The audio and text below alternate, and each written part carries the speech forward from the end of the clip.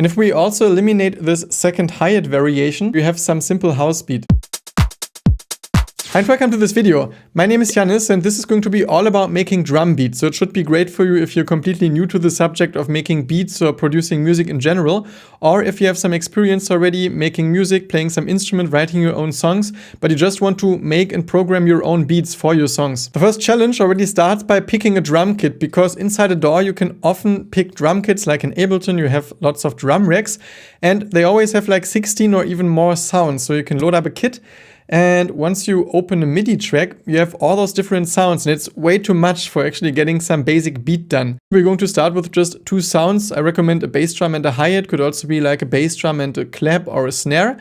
But this is really great for digging deep into understanding the relationship between two parts, especially rhythmically. Because if you treat too many parts at the same time, you just get a little confused and then it sounds a bit pointless.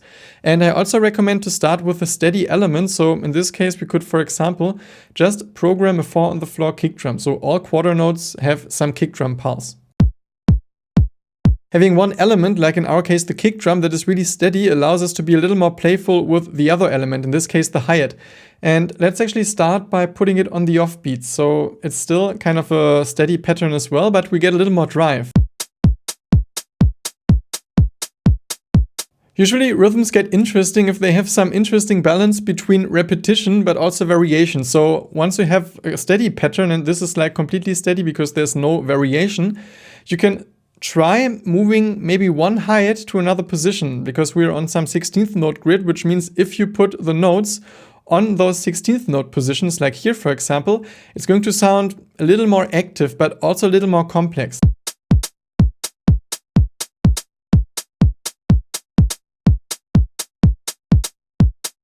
Now, by coincidence, I added some cool variation, and that's actually the next step you can take, which is duplicate the length.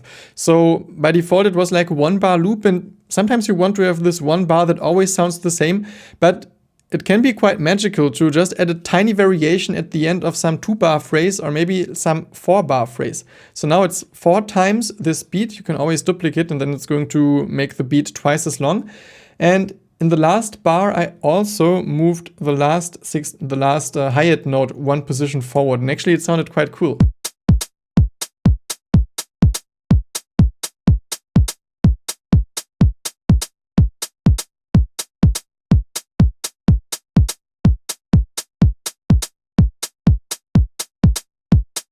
And you see, you don't need much for actually creating some interesting rhythm already, because by just copying the same structure a couple of times and building in slight variations, it can sound super cool.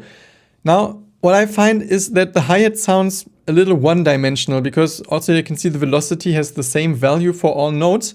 And I don't want to change the velocity of those existing notes because they actually have some cool rhythm, but some super fun thing is to add another hi-hat layer with another velocity, and we can actually use it in the same lane. So if we add a hi-hat note, we press Command and then we make sure the cursor is on the note, and we just with the mouse drag it down to some lower velocity. It will add those super tasty notes that are softer than the main hi-hat notes. And I mean, I'm a drummer myself and they use this all the time. It's called accents, or actually ghost notes, that you have notes that are loud and notes that are actually soft. And if you combine them, it sounds really dynamic.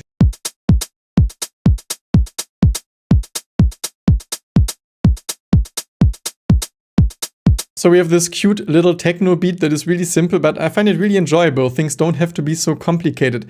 And the next fun thing to experiment with is swing. And no matter what you're using, maybe you're using some hardware sequencer or you're using some other DAW, usually you find some control called swing somewhere. In Ableton it's called Groove Pool, so you have to click this icon on the left side. Actually, let's change the size a little. And then you can go to Groove, or grooves, and then you have all sorts of different feelings, and we want 16th notes. So let's just pick one. You can also preview them. This one sounds almost straight, while if you listen to some stronger one, it has some strong swing. Actually, let's take this one so you can see what really happens. You have to also once select this new groove in this clip menu. And then you apply this phrasing to the MIDI clip. So actually let's bring down the timing for now and just see what happens if I increase the timing.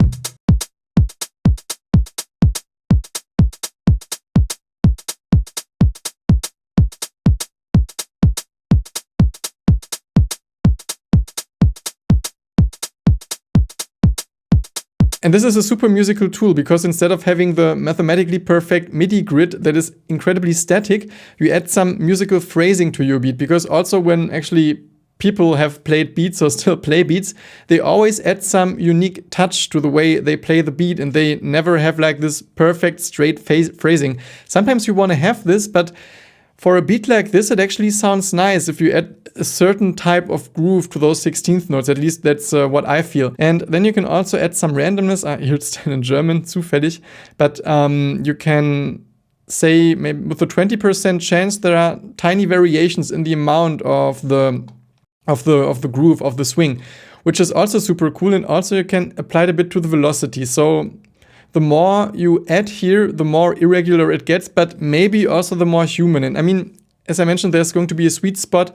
At a certain point, it sounds ridiculous, but also if none of this is applied, it might sound super boring and stiff. By the way, in case you enjoy this video and also feel like supporting this channel, you can quickly hit the like button and be also warmly invited to subscribe because I regularly post videos about music production. If you want to make your beat sound a little more complex, you can also move positions of the kick drum, which is super fun, but it will most likely take away the straightforward approach. So it's the more you change actually to the kick drum, the more difficult it might be for people to dance to it. But I really enjoy it still because I'm also a huge IDM fan and it goes a bit into that direction.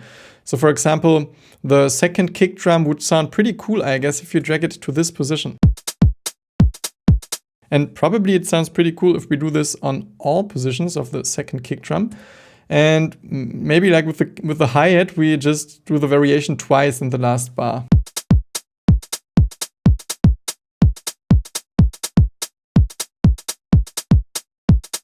One more cool idea for those two sound patterns, if we unfold and actually open the whole drum kit, it sounds pretty cool if you use two sounds of the same kind for patterns like this. So the kit here has a second bass drum and patterns with two bass drums, but actually sounding different and having also those variations in articulation like the lower velocity can sound also super cool.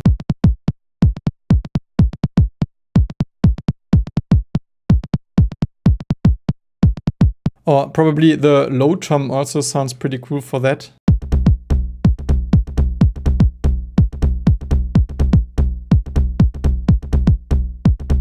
Once you feel happy about the two-part beat you created, you can consider bringing in a third element, such as a clap or a snare, and this will drastically change the way your beat sounds. I recommend to simply move some kick drums to the snare layer, because this way you keep the rhythm you already like, but you create some interesting interplay between those two parts. And a simple concept would be to move every other kick drum to a snare.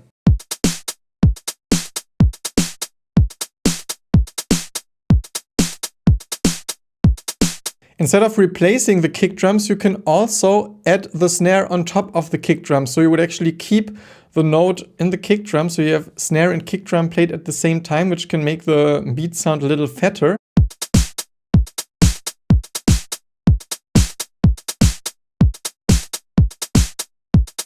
So this really depends on your taste. And the beat we have is already a little more complicated because we have quite some syncopation going on, especially with the hit of the snare drum and the kick drum, and we kind of skipped the more basic beat, which would be a beat where you have the snare on 2 and 4, on the kick drum on either 1 and 3, or on all quarter notes.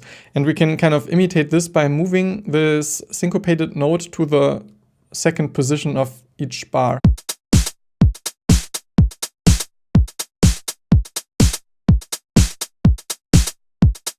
And if we also eliminate this second hi-hat variation and fill up the hi-hats with some low velocity note everywhere where there's no snare or kick drum, and also we replace the snare through a clap sound where you have some simple house beat.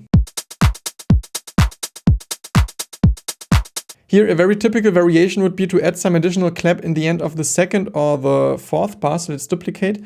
And in the end of the second bar, add some additional clap on the last 16th note position.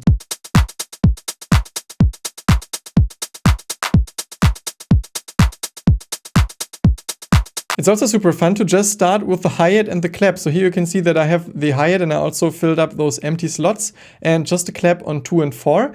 And now we can compose kick drum rhythms. So for example, we can just try something.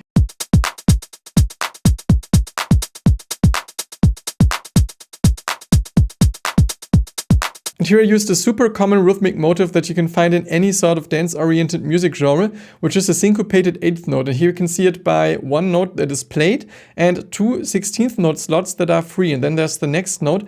And you can actually do it for some even longer time and create some super interesting rhythmic tension. And maybe in the end, you resolve the whole thing. And then after 2 bars, it goes back to the start.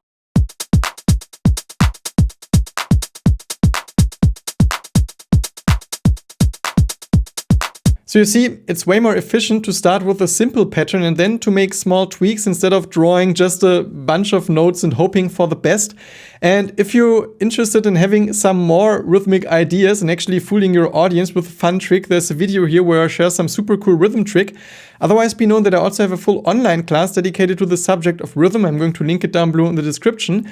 And apart from that, I wish you lots of inspiration with whatever it is that you create and hope to see you soon again at this channel. Bye.